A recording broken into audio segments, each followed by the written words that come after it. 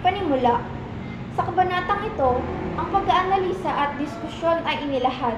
Ang mga mananaliksik ay naglahad ng mga katanungan at inobserbahan ang mga datos na respondente at pati na rin ang mga pananaw na ipinahayag ng mga respondente. Para sa ika-4 na kabanata, 4 at 2, pag-aanalisa, profile, 17 at 18, frequency, 26, percentage, 74%, profile, 19 at 20, frequency, 4, percentage, 26%. 1.1 Pangalan, optional. Nagbigay ng pangalan, 16. Mean, 3.45. Interpretasyon, high. Makikita sa talahanayang ito na marami ang nagbigay ng pangalan. Ang mean ay 3.45 at ang interpretasyon naman dito ay high. Hindi nagbigay ng pangalan. 14. Mean, 2.15. Interpretasyon, low. Makikita sa talahanayang ito na marami-rami din ang hindi nagbigay ng pangalan. Ang mean ay 2.15 at ang interpretasyon naman ay low. 1.2 Kasarian. Babae, 15. Mean, 3.00. Interpretasyon, moderate. Makikita sa talahanayang ito na kalahati ng respondante ay babae, ang mean naman ay 3.00 at interpretasyon naman dito ay moderate. Lalaki, 15. Mean, 3.00. Interpretasyon, moderate. Makikita sa talahanayang ito na kalahati ng respondante ay lalaki. Ang mean ay 3.00 at ang interpretasyon naman dito ay moderate. 1.3 Edad, 19 to 20. 4. Mean, 2.015. Interpretasyon, low. Makikita sa talahanayang ito nakakaunti ang mga respondanteng nasa 19 to 20. Ang mean ay 2.05 at ang interpretasyon naman ay low. 1.30 na edad ng 17, 18, and 26. Mean, 3.05. Interpretasyon, high. Makikita sa talahanayang ito na karamihan sa aming respondante ay nasa edad 17 to 18. Ang mean ay 3.05 at ang interpretasyon naman ay high. Tanong para sa number 2. Ano ang isang negatibong epekto ng purong nakalaman sa sex education sa isang mag-aaral? Negatibong epekto ng kulang na kaalaman sa sex education ay ang pagtaas ng posibilidad na pagkalat ng STI. Ang mean ay 3.00 at ang interpretasyon naman ay moderate. Explanation, makikita sa talahanayang ito na marami ang nagsasabi na ang STI isa sa mga negatibong epekto ng kulang na kaalaman sa sex education. Ang mean ay 3.00, ang interpretasyon naman ay moderate. Nagbibigay ng kulang na kaalaman sa sex education na maaaring maging irresponsable ang isang mag-aaral sa sexual na kalusugan. Mean, 2.40. Interpretasyon, low. Explanation, makikita sa talahanayang ito na maaaring maging irresponsable ang isang mag-aaral. Ang mean ay 2.40 at interpretasyon ay low.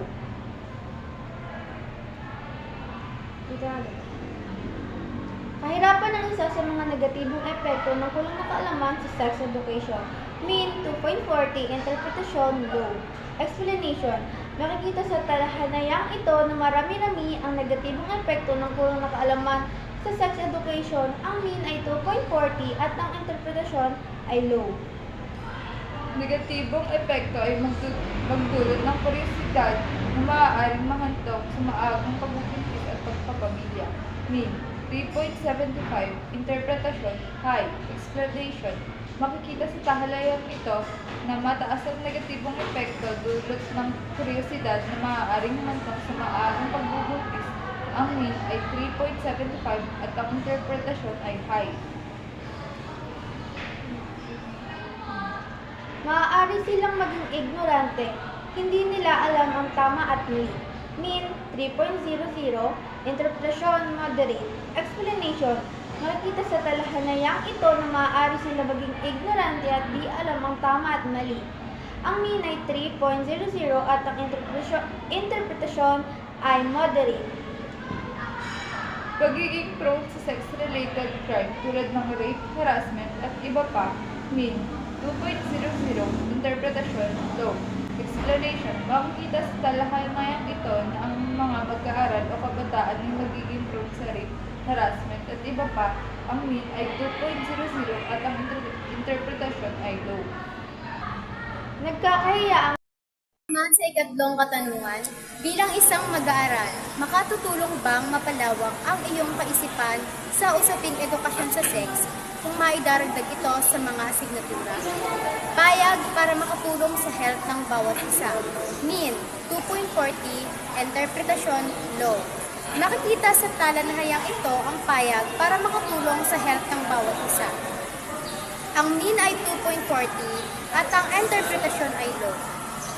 Payag upang bawasan ang kuryosidad. Mean, 2.40, interpretasyon, low. Makikita sa talanayang ito ang payag para maiwasan ang kuryosidad ng mag-aaral. Ang mean ay 2.20 at ang interpretasyon ay low. Payag upang maiwasan ang negatibong epekto. Mean, 3.65. Interpretasyon, high. Makikita sa talahanayang ito ang mataas na pagpayag upang maiwasan ang negatibong epekto. Ang mean ay 3.65 at interpretasyon ay high.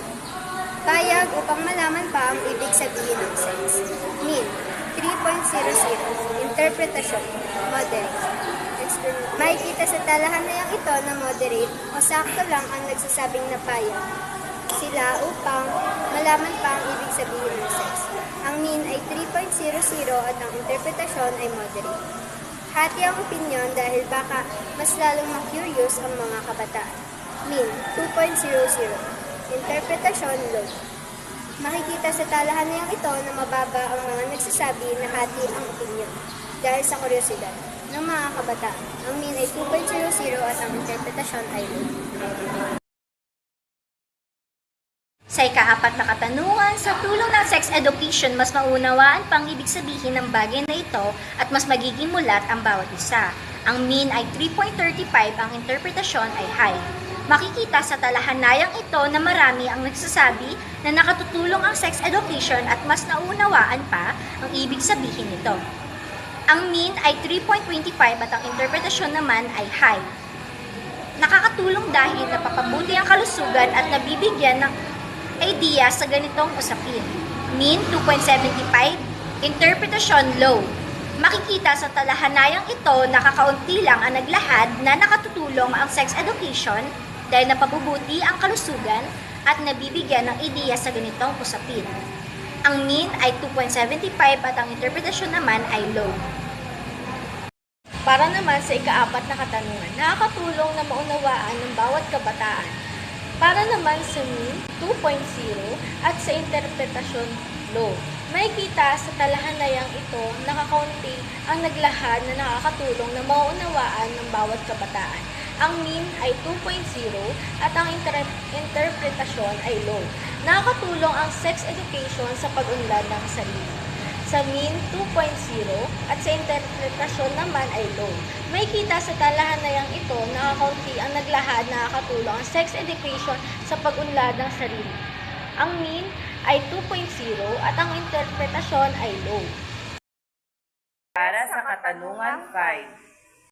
Bukas ang isipan dahil mas mauunawaan pa ito. Mean, 3.65. Interpretasyon, high. Makikita sa talahayang ito na marami ang nagsabi na bukas ang kanilang isipan patungkol sa sex dahil mas maunawaan pa ito. Ang mean ay 3.65 habang ang interpretasyon naman ay high. Bukas ang isipan para maiwasan ang negatibong epekto nito. Mean, 3.00. Interpretasyon, moderate. Makikita sa talahayang ito na sakto lamang ang nagsabi na bukas ang kanilang isipan patungkol sa sex para maiwasan ang negatibong epekto nito. Ang mean ay 3.00 habang ang interpretasyon naman ay moderate. bukas ang isipan dahil makikinabang naman lahat dito. Mean, 2.65, interpretasyon, low. Makikita sa talahayang ito na kukonti lamang ang nagsabi na bukas ang kanilang isipan patungkol sa sex dahil lahat naman ay makikinabang dito. Ang mean ay 2.65 habang ang interpretasyon naman ay low. Bukas ang isipan dahil nahikayat, mean. 2.20, interpretasyon, low. Makikita sa talahayang ito na kukonti lamang ang nagsasabi na bukas ang kanilang isipan patungkol sa sex dahil nahikayat. Ang mean ay 2.20 habang ang interpretasyon naman ay low. Bukas ang isipan, ngunit para lamang ito sa nasa tamang edad na mean 2.00, interpretasyon low. Makikita sa talahayang ito na kukonti lamang ang nagsabi na bukas ang kanilang isipan patungkol sa sex, ngunit para lamang ito sa mga nasa edad na. Ang mean ay 2.00 habang ang interpretasyon naman ay low.